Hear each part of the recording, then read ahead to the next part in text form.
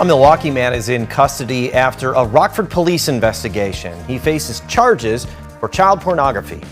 Plus, the State Board of Elections hears arguments on whether former President Trump can appear on the ballot. Objectors say Trump violated the Constitution. His lawyers argue the case isn't that clear-cut. And a state-line school uses an upcoming holiday to encourage learning. Teachers say their project connects students with different cultures. Live from WTVO 17, this is Eyewitness News at 5. Good evening, I'm Eric Wilson. Mimi Murphy is off tonight. A Milwaukee man is arrested after Rockford police say he sexually abused a minor. Last January, someone contacted Rockford PD to investigate a report of sexual abuse to a minor. RPD identified Jerome Banks Jr. as the suspect. Wednesday, police arrested Banks in Milwaukee. He's charged with child pornography, aggravated criminal sexual abuse, traveling to meet a minor, and sexual exploitation of a child. Banks is in the Milwaukee County Jail. Here's a developing story in Wilmington, Illinois. That's just southwest of Joliet. People who live there and business owners are closely watching Kankakee River water levels. It's already causing flooding downtown. WGN's Gaynor Hall takes a look at the damage so far. Drone video from a viewer shows the view of Wilmington from above. Just out of nowhere, the middle started cracking and water started flowing, and here we are. It's raised up pretty high. A massive ice jam broke into smaller chunks around midnight. The Kankakee River rising 3 feet in an hour, raising the risk for potentially life-threatening flash flooding. They had to carry me. More than a dozen people evacuated overnight from a downtown motel along the river. Some homes, businesses, and vehicles were underwater. I hope that we're able to recover from this, especially the people with whose homes are affected more than anything. Warm water was being pumped from the Dresden cooling lake into the river to help the ice melt slowly. Will County officials say ice jams have cleared, but water levels remain high. Some residents near Widows Road had to leave their homes surrounded by water. We're very, blessed for all of our first responders. Charlene McDade lives in Wilmington Township, not far from where the Kankakee and Des Plaines rivers meet. Every year is different, and this year is just it froze quickly, and then it thawed, as we can tell, very quickly. That was Gaynor Hall reporting. The State Board of Elections holds hearings to decide whether or not former President Trump and President Biden can appear on the ballot for the Illinois primary this March. A group of voters filed a challenge arguing the former president should be disqualified because of his involvement in the January 6th insurrection. Colorado and Maine already kicked Trump off their ballots, citing the 14th Amendment's insurrection clause. But the former president's lawyers argue this case is far from clear-cut. Donald Trump engaged in an insurrection aimed at disrupting the constitutional election certification process in violation of his oath of office, and accordingly, that under the Constitution and the law of the state of Illinois, Mr. Trump's name should be barred from the primary ballot. In order for a court to adjudicate these issues, there need to be clear standards. That's one of the hallmarks of law. And there are no clear standards. Congress has not established clear standards at all.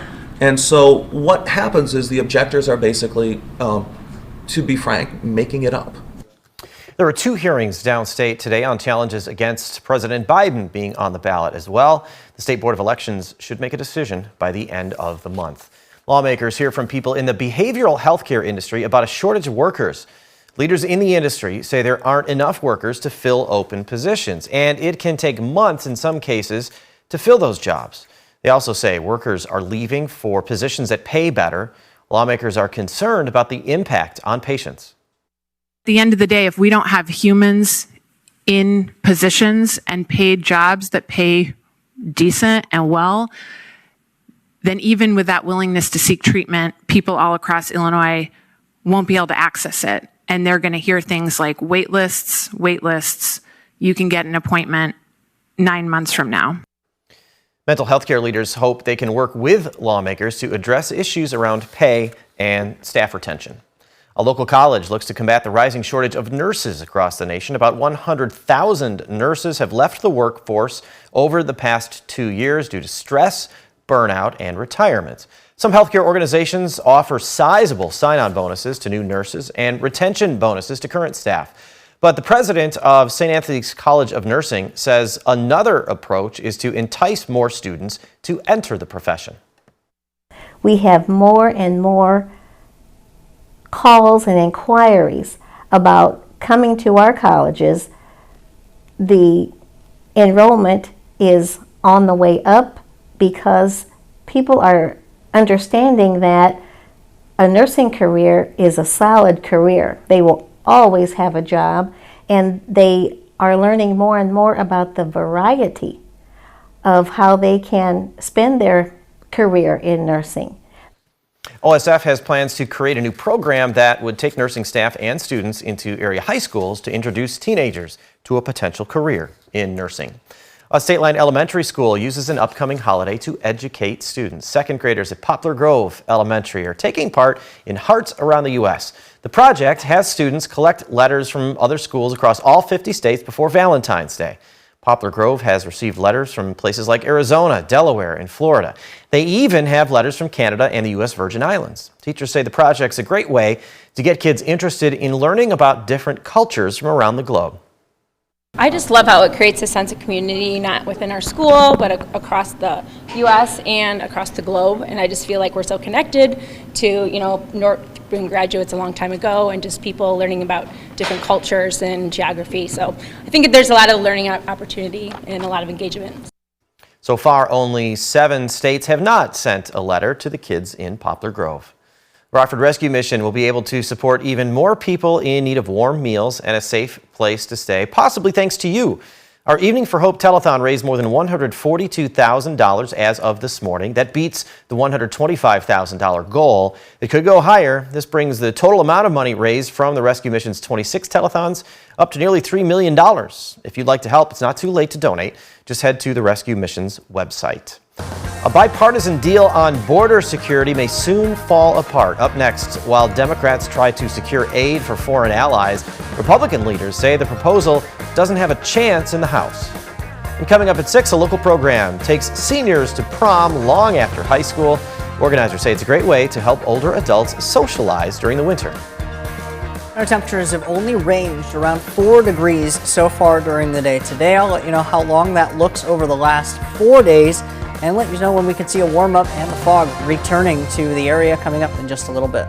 You're watching Eyewitness News, your home team with Eric Wilson, Mimi Murphy, Scott Leber, and meteorologist Jordan Wolf. A bipartisan deal strengthening border security is at risk of falling apart. Supporters partly blame Donald Trump after he publicly slammed negotiations Senate Republicans in the White House have been working on for months. Some GOP lawmakers argue passing immigration reform could hurt Trump's chances at re-election. ABC's M. Nguyen dissects the debate from Washington.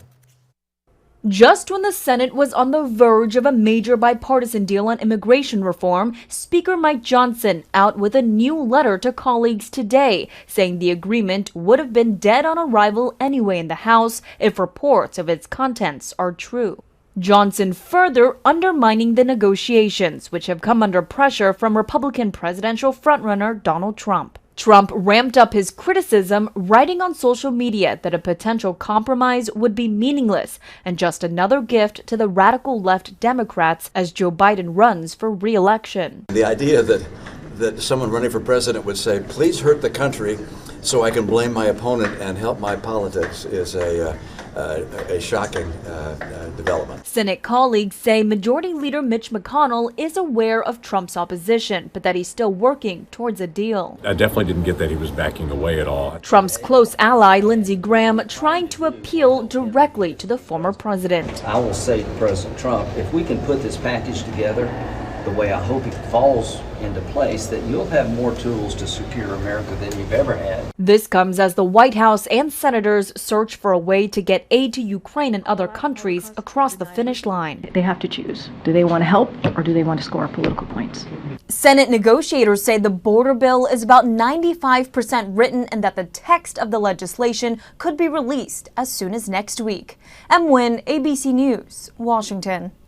Dense fog is set to roll into the state line this evening. After the break, Jordan shows us our temperatures for the weekend and when we could see some sun.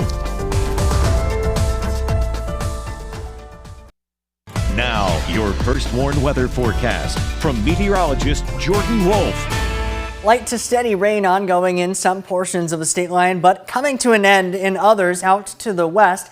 Mainly that rain still ongoing in Stevenson County and areas east of that, but to the west, we are seeing some of that clearing as far as rainfall is concerned. And that clearing, though, is allowing for the redevelopment of some fog here into the evening. We've already seen visibilities starting to take a little bit of a tumble when we look at our SkyTrack camera overlooking Beloit, Wisconsin. However, we are still seeing that rain that is ongoing in a few spots, indicated by that wet pavement, and that's going to still see where the rain is ongoing. Lowered visibilities not quite onsetting as quickly. But those visibilities are taking a tumble, as I mentioned, under a mile of visibility in Rochelle, Sterling, and out in Galena. 2.5 miles of visibility in Rockford, 1 mile of visibility when we look at DeKalb. That dense fog advisory did get reissued. That started at 5 p.m. and lasts through 10 a.m. tomorrow morning for the entire state line. That remains in effect because of those dense fog that could be around quarter mile of visibility or even less in some spots. Temperatures remaining in the mid-30s across the region, but our cold spot right now in Rochelle sitting at 33 degrees, 36 in Rockford. We are seeing that fog being reported out in Galena by that lowered visibility out there as well. We have seen those steady temperatures not only lately, but also over these last few days as well. Our warmest high temperature over the last 4 days straight was yesterday afternoon when we hit 39 degrees. Our coldest temperature was 32 degrees, and that was on Tuesday at midnight. So we have seen very, very little change in our temperatures, even from day to night over these last few days. And that continues as we get into the evening and overnight hours. Tonight, temperatures falling from the mid-30s where they are now, a couple spots into the low 30s, but plenty of moisture is indicated by that fog that remains in effect, and really that fog that stays with us through the early part of the day tomorrow as well. Part of that and the change in our temperatures not being a whole lot is also due to our lingering low-level moisture in the air as well. We will eventually see some drier air being infected into the area, but not until we get into Saturday night into the days on Sunday as well. So right now, this is what we're looking at with our map that shows how much moisture is in the atmosphere. This is the entire column of air, but indicating there's plenty of moisture lingering nearby with that system that's bringing us the rain currently. Another system will pass well off to our southwest as we get into Saturday night and into the early hours of Sunday, but following that, some drier air does eventually work its way in, and that will bring us some drier air as we get into potentially Sunday into Monday. That might actually bring some breaks in the precipitation and some breaks in the clouds as well. Dense fog does remain in the area as we get into the early hours of tomorrow. 36 on Sunday. We're still holding on to 20s for some of those overnight lows, but still above average even as we get into late next week. Certainly could use a little sunshine around here. Jordan, thanks. Scott's next with sports. He'll fill us in on tonight's Nick 10 boys high school basketball action and give us a look at the conference standings. And will the Lions' playoff magic run out this weekend, or will they have what it takes to advance to the Super Bowl? Scott weighs in.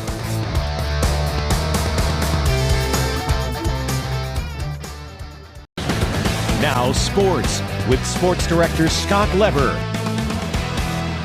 The Guilford Vikings are making the Nick 10 boys basketball race a one-team race. We're going to see if that trend continues tonight. All 10 teams will take the court. Here are the matchups. Auburn plays at Boylan, Belvedere at Belvedere North, Jefferson at East, Hononegah at Freeport, and Guilford will play at Harlem. Here's a look at the current standings. Defending champion Guilford has a 3-game cushion in the loss column at 12-0. Auburn and Freeport are tied for second at 8-3. Belvedere North next at 7-4. And Hononegah rounds out the top half at 5-6. Reagan Holgate and I will have highlights of all 5 of those boys' games, plus other action from around the area tonight on Overtime. We'll also have an interview with Belvedere North coach Todd Brandon and a spotlight feature story on Rockford Lutheran's Vontez Dent. That's all at 11 o'clock on Fox 39. The Ice Hogs will play in Milwaukee tonight, and what a test this will be. The Admirals are the hottest team in the American Hockey League. They've won their last 8 games and the 4th highest scoring team in the league. They're also the 2nd best defensive team. Hogs will have a home game tomorrow night against Manitoba. 2 nights from now, we will know which 2 teams will be playing the Super Bowl. Will one of them be the Detroit Lions? They have to get by the 49ers Sunday. The Lions won their first 2 playoff games over the Rams and Buccaneers. This is the first time, though, that they will be on the road. In those 2 playoff wins, Jared Goff has thrown 3 touchdown passes and he has not been intercepted. He's trying to take his second team to the Super Bowl. He, of course, did it the first time around with the Rams. Goff has already had a lot of highs and lows in his young career.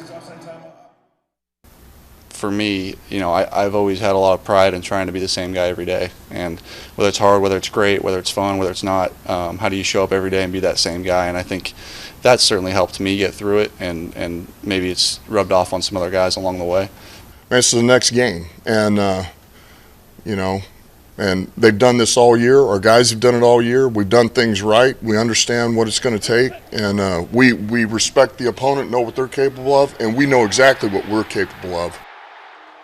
The Lions will have to contend with 49ers receiver Deebo Samuel Sunday. He got knocked out of the game early last week with a shoulder injury against the Packers. Samuel, though, has been looking good in practice. He will play. Let's see what happens, though, if that shoulder takes another hit. You can see the NFC Championship game Sunday evening on Fox 39 starting at 5:30. That's sports. We'll be right back. First Warn Interactive Radar from Rockford Auto Glass and More showing a few of the lingering showers that we're still continuing to deal with here into the evening. Once those showers clear, fog is expected to redevelop in some locations, which may end up being dense in a few spots. Visibility is already dropping under a mile in a few locations where rain has already come to an end. Visibilities could drop as low as a quarter mile or below in some spots. A dense fog advisory remains in effect until 10 a.m. That remains with some dense fog possible early into the day tomorrow. Temperatures in the 30s all the way through the middle of next week. Thanks, Jordan, and thank you for spending some of your time with us. Stay safe.